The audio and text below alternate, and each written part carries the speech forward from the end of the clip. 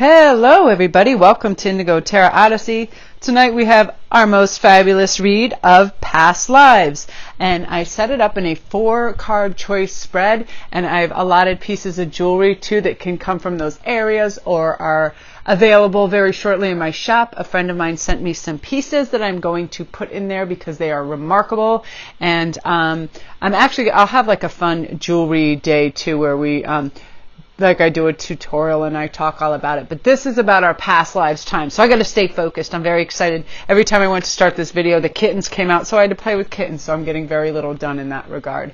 So we are going to start with the 4-card choices. And we're going to start at the top with Troy. It says, to exchange my gifts with the world is a positive act. Teamwork is necessary. Whilst I can learn from the stories of others, I can create my own mythos. Beauty is eternal. Revenge has consequences. So if you're joined either to the image, the place, or the wording, that can be your intuitive choice. And underneath are several other places in the world where you could have spent time in your past lives. And I'll see if we have any vocations that you were into and things like that. So number 2 is Mount Kailash. I am sacred. I am divine. I have humility. I can start anew.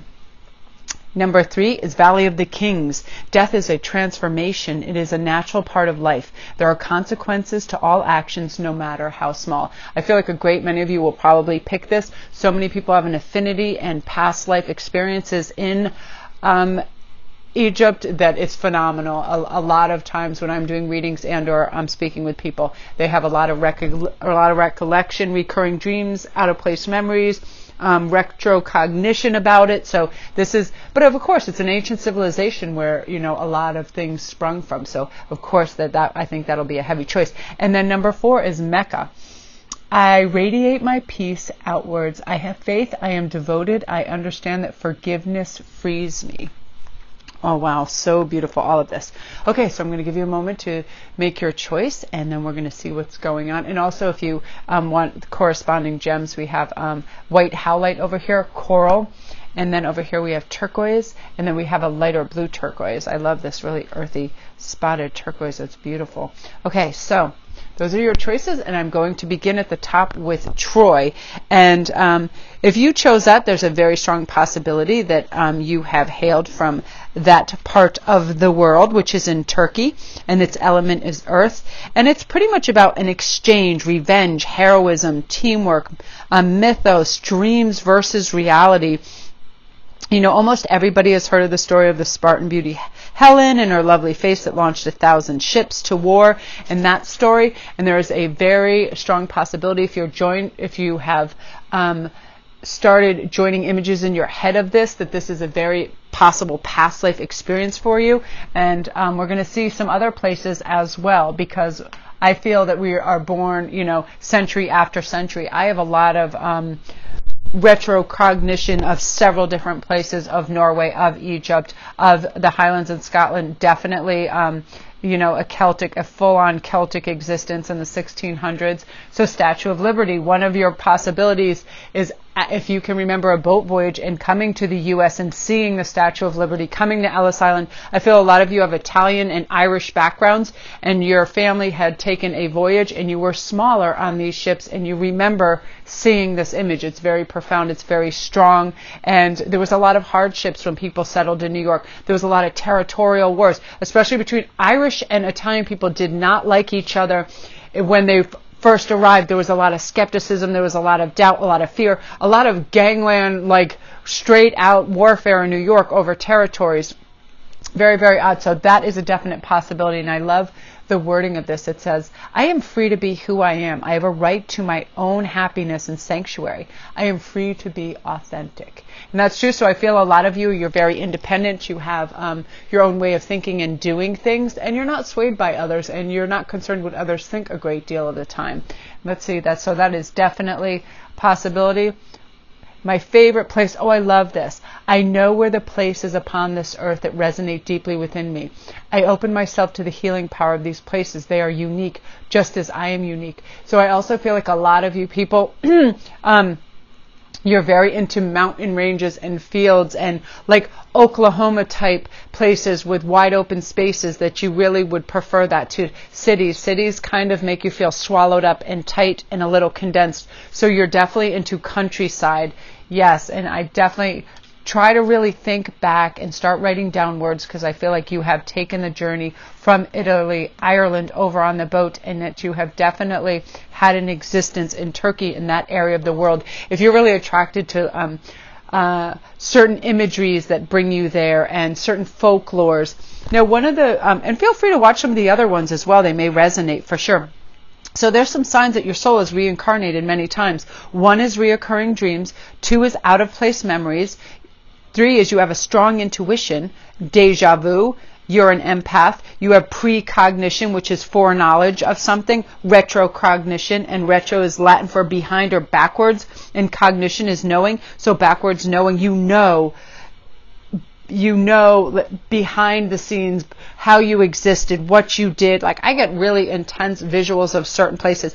Definitely Celtic is my strongest thing. I remember warring tribes continually and going around and trying to garner troops to fight and defend against the Romans coming in like insane. And my whole family has a crazy high skill set at bow and arrow. My son, my brother Wendell, had more medals and things than I've ever seen, and I have a pretty good grasp on that as well. It's very strange.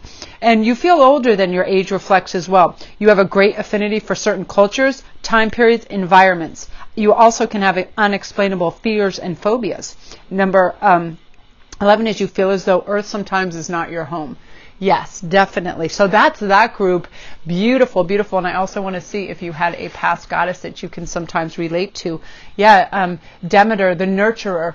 And sometimes she's called Demeter. I've heard it called Demeter and Demeter, a nurturer. And I feel that you are giving and you are caring and you're there and you love to provide answers and help for people. And, so definitely in your past life, you could have been in the medical field, an herbalist, someone who helped someone set bones. I'm hearing bone setter. You definitely knew holistic plants and things that helped you knew where all the different holistic well springs were. So definitely that. So that's your energy. So let me know what you guys think of this in your comments, and if you have any retro or precognition of any of these areas as well. So that's your group. So love and light to you guys. If you're new to the channel, welcome. Don't forget to press like and subscribe, and all my links are down below. Private reads, anything that you could want. I do past life reads as well. It's one of my favorite things to do. My Etsy store is down there. I'll have all this. I have already hundreds of pieces, but I'll be listing this stuff this weekend. So come in and check. I mean, they're ridiculous. Look at this jet ring. It is so astounding. I'm like, oh, like just oof. I can't. So many beautiful things. And I'm always interested in what the areas of the world that stones and crystals come from, how they're mined and harvested. It's very, very interesting. So that's you guys. Excellent. I am going to put a piece of tourmaline on there, and now we're going to go on to Mount Kailash. I am sacred. I am divine. I have humility. Now this place is amazing because you can see it from the base camp at Mount Everest, and it's so sacred that people do not climb it. It's really amazing. It's not known by many people outside the Himalayas. It's very remote. It's very venerated. It's holy to billions of Buddhists, Hindu and Bon. It's situated at a high altitude in the far west of Tibet. It's extremely hard to reach, and it's really, really cool because it's called Kailash. The guides there tell people sacred, no one climbs. So that's quite beautiful. And I love these. I definitely have a past in the East. If I am pulled to any culture more than anything, intuitively and visually, it is the Far East. Tibet for sure, Korea, China. There's something beautiful and simple and natural about their aesthetic, and I love their honor system. I mean, they will die before they will have dishonor, and I love that. I mean, I'm not about to go kamikaze on anything, but I feel that intrinsically, and sometimes when I watch movies, I get full body chills when, that comes into play for sure. So let's see. So that could definitely be one of your areas, a Buddhist monk for sure. And explore. A lot of people explore that area. Yeah, look at this. Beautiful. So, Pu'uhanuia, the place of refuge. I am and I forgive. So let me just tell you just a little bit about that. I'm always so fascinated by these areas. And it's sometimes, I feel like we have a delay in having a recollection of a certain place because certain areas just stand out more. Either they stuck with us because there was war, because back in ancient times, everybody was always protecting their boundaries and everything. So this place is in Kona, Hawaii, and it's about peace, forgiveness, relief, and complete sanctuary. So yeah, if you have an affinity for Hawaii, I mean, I just see it as one of the most natural, beautiful, flowing places. I feel it's surrounded with lush and beautiful greenery, life, water, and I just love it. That's one place I don't have any recollection of, but I am so drawn to go visit there. And my best friend Jeannie went there, and I was like, it's so weird to see somebody in a place you really want to go. It's really, really, it's so beautiful. And I just feel like the air would smell like fresh orchids and flowers continually, right? So yeah, you could have been on the Kon-Tiki expedition over there. Oh, that's Easter Islands. Okay, my backyard. Home is where I make it. I can find sanctuary every day. So some of you guys, I feel like you're also dream travelers, that your house, you were pulled to your house for a special reason. It holds significance that you could have perhaps in a past life lived in this area. It resonates with you. There's something, if you're pulled to be by the sea, live by the sea. If you're pulled to live by the mountains, if you're pulled to live out in open fields, that you had spent prior lifetimes there. Therefore, it's comfortable and it holds meaning and resonance to you, right? Again, I feel that you have areas of deja vu when you walk around where you live, of being there before. And sometimes, too, when we go back to when we have certain affinities for cultures, I feel like a lot of people that live in the USA out west, I lived in Taos for a while, and I'm highly, highly drawn to the Native American life and the culture. And it's funny, I didn't even know this until I went to my uncle's house a couple summers ago. He had written books on it, and they were in his thing, and I was like, yeah, I have an intense passion about that, and I find it so wonderful, because that is definitely a lot of people's past life occurrences have experienced that as well. So yeah, you were probably drawn to the area you live now due to the fact that you were here once before.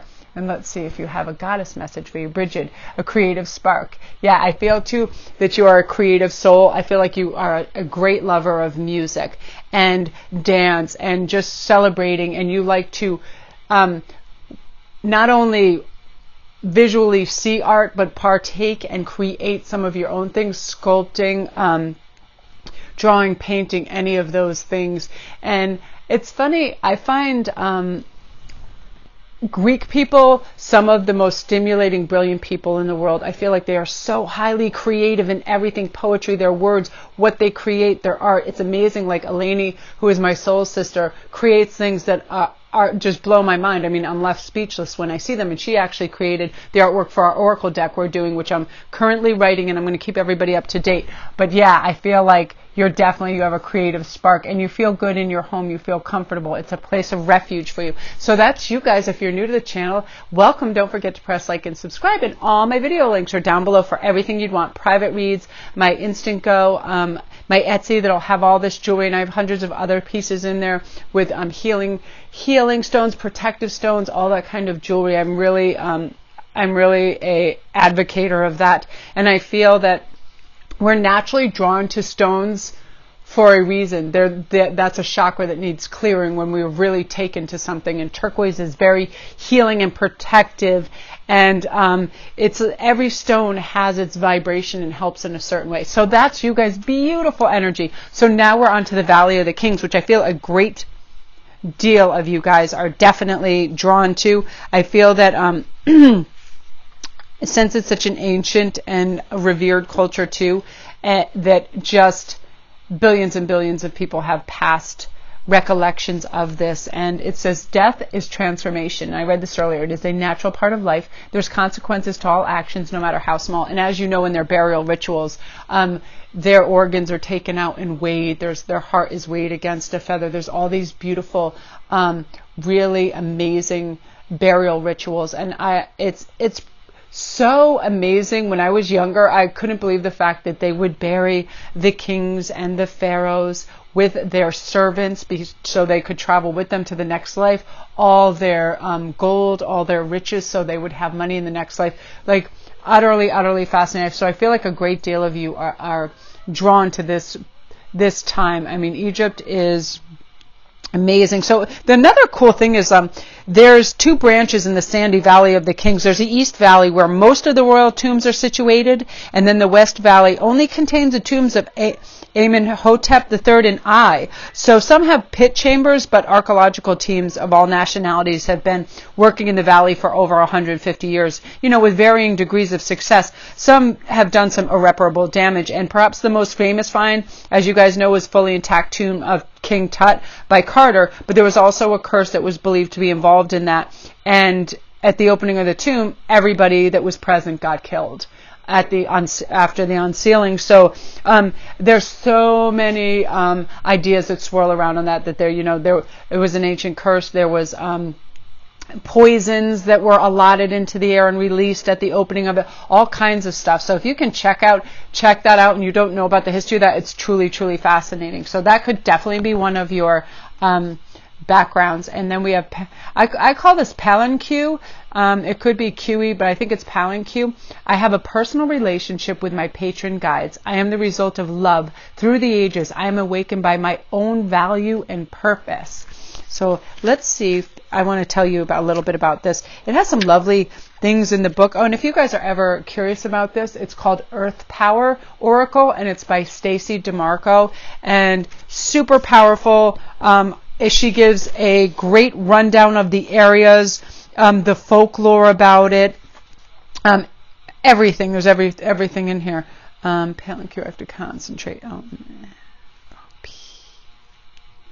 I got so excited when it's odd that sometimes I think I have every deck and I've always researched everything, and then all of a sudden last night I came on or a couple nights ago and I saw these pictures. I was like, these are beautiful, because I'm so fascinated by other cultures, and I was like, how do I not have this deck? And it's just beautiful. So this is about purpose, self-worth, generational love, divinity, and time. Now this is in Chiapas, Mexico, and it's located in the green heart of a wet tropical jungle, and it's one of the most studied of all the Mayan sites. Look at that. I've been in Mexico, and I almost want to kick myself in my own carcass, because I was 18, and of course we were in Cancun, and we were so busy drinking and partying. I didn't even go to any of the crazy sites, but I will return there for sure. It's really neat. People talk about the way the energy flows, the sun, the animals, the water, and everything around there is very specialized. It's very amazing energy. It's very palpable.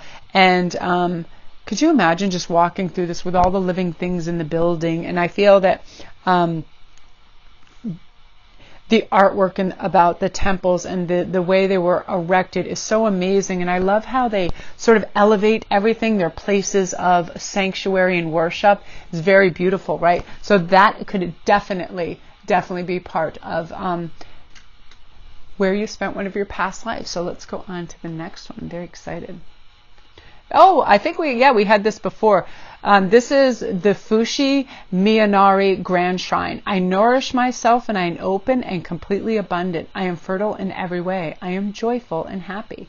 So I'm glad this arose again, because I did so many personal reads, and I think I used these in some of them. So sometimes I can't remember if they come out for if they were in public or just private reads, but this is about fertility, growth, joy, protection, and cycles. Now, this is in Kyoto, Japan, and I have a super strong connection to these kind of landmarks. This pulls me, and I get high, vivid reactions of also geisha, if I see or hear anything about geisha, something about that, I feel like I already know how that makeup is done, how that movement is done, how to walk in those shoes. So it's a very weird connection. And when I watch Memoirs of a Geisha, I like had chills the entire time. I definitely feel a pull back to Japan. And this was a shrine. A shrine. I combined shrine and crown. This is a shrine that was founded in 711 AD by a family of immigrant Korean farmers who donated some of their land to the imperial family when Kyoto was founded. So the temple building was built from trees that were felled from another sacred site on imperial land to ensure sanctity. Because there so much is about balance, sanctity, ritualistic behavior. So if you're pulled to, and also I feel that feudal Japan has such a pull to me as well. A lot of that, just absolute devotion to whoever owned the land and caring for it and protecting it. That's another very strong pull. So I love that. So you definitely could have spent time over in there. So let me know too if that resonates with you, because I'm very fascinated. That's one of the most fascinating periods, and feudal Japan is just amazing. So right now you have Danu about assurance that you're on the right path. We can recognize and have our retro and precognition of places. We can have our deja vu.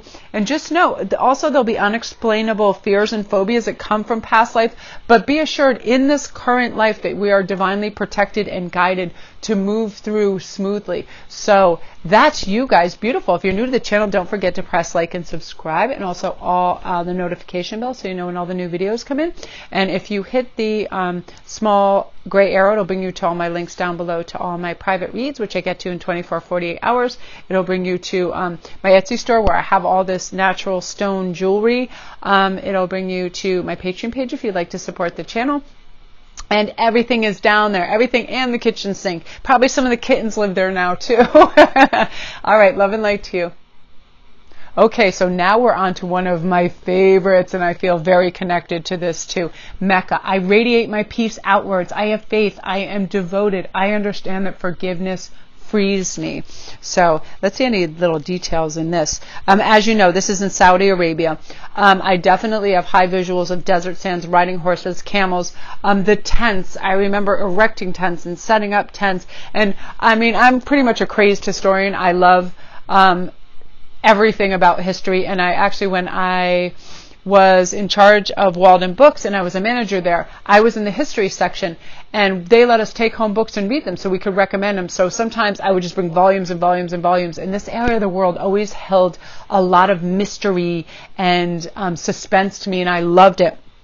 So this is about centeredness, devotion, peace, sanctuary, sacrifice, forgiveness, because as we know, this area of the world can be very unforgiving. These desert areas can, once you lack water, kaput, bye-bye. It's very, very, you can't mess around, right? And you can have a major sandstorm at any given time and be buried. It's very, very crazy. But Mecca is the holiest place in Islam, and this pilgrimage is known as the Hajj. Several million pilgrims visit this site in the last few days of the 12th lunar month, known as Du al-Hijjah. So the center of the pilgrimage is the Kaaba, the sacred house. According to the Quran, it was the first house built especially to worship Allah. I would love to go there. Could you imagine? I got to go to Mecca. I'll see you later. So if you feel drawn to that, you have memories of it and a strong sense of intuition and deja vu towards this, or any retro precognition yourself, this could definitely be one of your paths. And I feel like this is a super like holy ground, like unbelievable. So the obsidian walls of Yellowstone. This actually came up in yesterday's read, and it blew my mind because I live in the continental U.S. and I didn't know that there were obsidian walls in Yellowstone, and now I have to go. It's not on some bucket list. I will be there by the end of the summer, and I will film part of it for you because it's just too amazing. I lately really pulled, these are obsidian pieces, and I feel like they're super protective in regards to negative energy, and they deflect it. But the fact that there's a whole mother freaking wall of this in Yellowstone, but Yellowstone is like, I feel like it's almost another galaxy. It's so dynamic in its diverse, everything that it has there. I mean, I can't even get into it. I'm going to explode. I can't even talk when I think about it. And I had the good fortune to go on a train in Durango, and I remember driving through and on our way to Taos, where we lived for a time, seeing buffalo. And I got to tell you, there is nothing like seeing just a buffalo just walking around in a field, natural, happy. It's breathtaking. And it's weird because I definitely have American Indian past lives, and that just halted me. I think it took me like 2 hours to snap back to reality when I was on that train, and I was just, yeah, it's amazing. It's amazing. So it says, I am protected. I am able to protect. I am reliably able to rid myself of negative energy. Could you imagine if your house was there, it was just like it bounces off 1,000 million negative vibes from everybody, and then it's like you're just living in Valhalla. That's so amazing. So that could definitely be, I feel a great deal of tribal Native Americans had lived there. So if you feel a pull towards that, that can definitely be one of your past existences. Like, let me see I want to see if they have any specific cool facts on this. But when I saw that and I opened this was one of the first cards that came in, and I was like, there is no way. There's a whole wall. But it says, north from the Yellowstone caldera rises a black, almost vertical wall. Over 183,000 years ago, a flow of super hot volcanic glass slipped along the side of Beaver Lake and began to cool. This half-mile long, dense black glass became a luminous cliff of 100 feet thick obsidian. Oh, could you imagine? I gotta go tomorrow. I'll see you later. Video's over. And then we have the Gobekli Tepe. So connecting with my higher power is a timeless act. It is within my DNA. It is a natural and useful part of my life. And I feel like we have continual DNA. I feel like we are born and born again in a type of pattern from the same tribal family, from the same groupings of people and animals, and I feel like we always return to that, and they come to us. So this, of course, is in Turkey as well, which is amazing. I'm really pulled to go there as well. So this is about deep devotion and veneration, a connection with your higher self, and wonder. So let's see a little bit about this. This is the mother of all temples, pretty much. It's older by far than the Great Pyramids and Stonehenge. This newly unearthed site is the oldest monumental architecture ever found. At present, it is believed that the Gobekli Tepe was constructed around 90,000. Is it 9,000? 9,000 BC, and we know it was built with great sophistication. There's huge pillars that are carved with animal figures, including birds, snakes, and lizards, that also distinctively stylized human figures. Some of the huge rocks that make up the complex have been purposely buried, anchoring this site into the earth more deeply. Oh, gosh. Gotta go. It's so exciting, right? So if you feel a pull to go to Turkey, often when I see, what are those things? It'll come back to me after, but they're a kind of salt pool, and they're amazing. They're like built into these cliffs, and they're amazing. I always look at them I think they're on the UNESCO site, just because they're so phenomenal. But yeah, if you feel a connection with that, that is very possibly one of your past lives. And again, that, ancient civilizations harken back from there. So you have Sarah Dwin, and this is about your potential. You have a lot of potential. I'm integrating this into past lives. You have a lot of potential to reach back and get this retrocognition by meditating, by really thinking. Imagery is very helpful. If you pull out a book, or you could just go right any kind of channel and watch these areas of the world. Tell me you don't feel something when you watch those Earth BBC things where you just see these phenomenal, beautiful sights all over the world with the open oceans, and oh my God, they're brothers, and they're speakers, and he begins with an A, whatever. They are the speakers of the program, and they're just the most beautiful sights, and you get the chills, right? You can't even believe it. And that's a lot of times retrocognition, and you feel for that place. You start having recurring dreams. You have out-of-place memories, deja vu, all these things, because we have been here before. We come back over and over. And like I said earlier, I do believe ever since I was young, I was never afraid of death, or when people died, I always had a natural acceptance to it, because I always thought that people aren't just born and they die, that they arrive at a place, they experience their tribe and their soul brothers and sisters and animals, and then they depart, and then they come back in another place and time and experience them on different ways in different sequences. And I've always believed that ever since I was little. And I remember too being at some funerals and wondering, I would miss that person, but I was also excited for that person to go to their next stage. And I never shared that with anybody, because I kind of intuitively knew that it wouldn't be very well received from a 7-year-old or whatever. But I was like, yay, I get to see them again. And I knew I would see them again. So I was never like, I never had that fear or prolonged sadness. I knew that I would miss them in this existence. But that's what we have to recollect, this beauty, this magic, these existences, these places that are phenomenal, and lots of times make no sense. I mean, look at the pyramids. There's no way Bob the Builder got out there with his ruler and was like, yeah, man, let's build this thing today. No, there's magic involved on that, on an insane scale. I mean, let's be real, right? So that is you guys. I hope you enjoyed this video. I got so excited. I couldn't wait to do this. And then the kittens came, and I was like, all right, I got to play with the kitten. But I feel there's a real strong energy. There's something right now with the planetary alignments and the channeling that is very super clear. I feel like I got my voice back. I feel very strong. I feel energized. And I really wanted to do this for you guys. So I'm going to upload this so you guys can get it tonight. So love and light.